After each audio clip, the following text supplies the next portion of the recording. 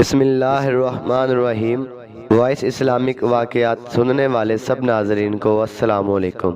آج کی اس ویڈیو میں ہم یہ بیان کریں گے کہ حضور صلی اللہ علیہ وآلہ وسلم کی محبت میں ایک صحابی نے اپنا خوبصورت مکان گرا دیا، اور ساتھ ہی ایک اور حدیث بیان کریں گے جس میں ایک بہت گناہ گار آدمی نے ایک کون سا ایسا عمل کیا جس کی وجہ سے اللہ تعالیٰ نے اس کے سارے گناہ معاف کر دیے۔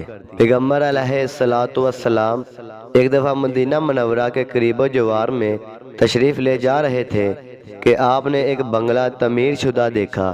آپ صلی اللہ علیہ وآلہ وسلم نے ساتھیوں سے سوال کیا کہ یہ بنگلہ کس کا ہے؟ بتایا گیا کہ یہ فلاں انصار صحابی کا ہے۔ یہ سن کر آپ خاموش ہو گئے۔ کئی دن گزر گئے تو ایک دن وہی بنگلہ والے انصار صحابی خدمت اقدس میں حاضر ہوئے اور آ کر سلام عرض کیا۔ آپ صلی اللہ علیہ وآلہ وسلم نے اعراض فرمایا اور سلام کا جواب نہ دیا۔ انصار صحابی سخت پریشان ہوئے کہ رحمت عالم صلی اللہ علیہ وآلہ وسلم شاید میرے ساتھ ناراض ہیں اور پتہ نہیں کیوں ناراض ہیں۔ آخر تمام صحابہ کرام رضی اللہ تعالی عنہ سے سوال کیا کہ تمہیں اگر آپ صلی اللہ علیہ وآلہ وسلم کی ناراضگی کی وجہ معلوم ہو تو خدا را مجھے بتاؤ۔ کسی نے بتایا کہ اور تو کوئی بات معلوم نہیں، اگلے دن تمہارے مکان کے قریب سے گزرے تھے اور تمہارا بنگلہ دیکھ کر پوچھا تھا کہ یہ کس کا ہے، ہم نے تمہارا نام لے دیا اور وہ پوچھنے لگے پھر کیا ہوا؟ کیا آپ نے خوشی کا اظہار کیا تھا یا ناراضگی کا؟ صحابی نے بتایا کہ خوشی اور ناراضگی کا تو مجھے معلوم نہیں ہے، البتہ خاموشی اختیار فرمائی تھی۔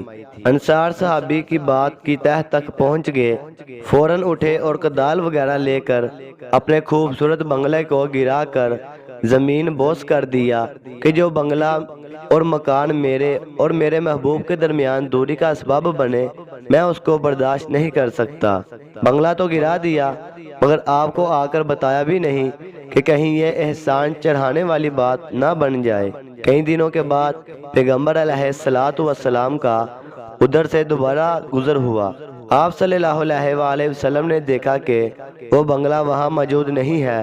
آپ صلی اللہ علیہ وآلہ وسلم نے صحابہ کرام سے دریافت کیا کہ وہ خوبصورت بنگلہ کدھر گیا؟ انہوں نے عرض کیا کہ آپ کے اعراض اور بے التفاتی کی وجہ سے اس انصار نے وہ توڑ پھوڑ کر گرا دیا۔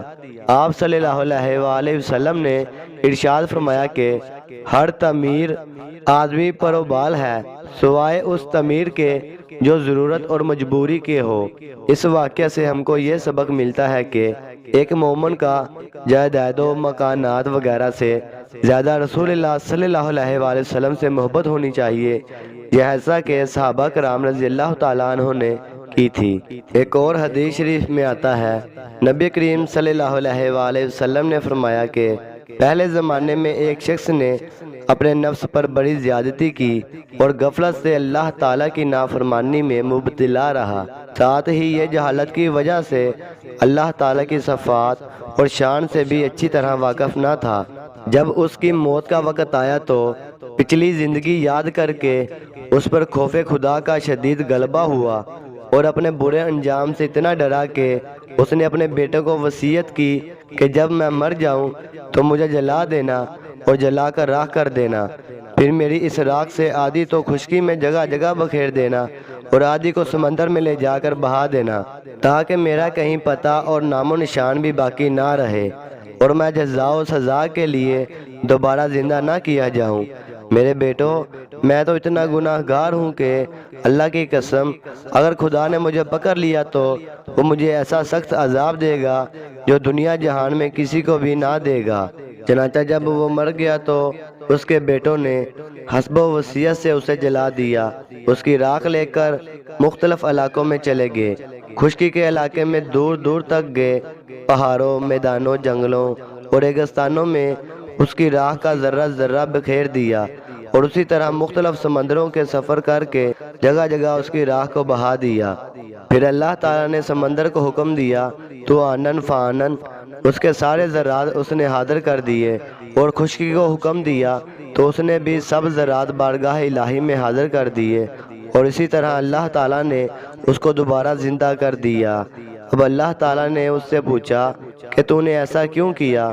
تو اس نے ڈرتے ہوئے جواب دیا کہ یا اللہ، تو جانتا ہے کہ میں نے زندگی کس طرح گزاری ہے، یہ سب کچھ میں نے تیرے خوف سے ہی کیا ہے۔ تو اللہ تعالیٰ نے اس کی یہ بات سن کر اپنے کرم سے اسے معاف کر دیا۔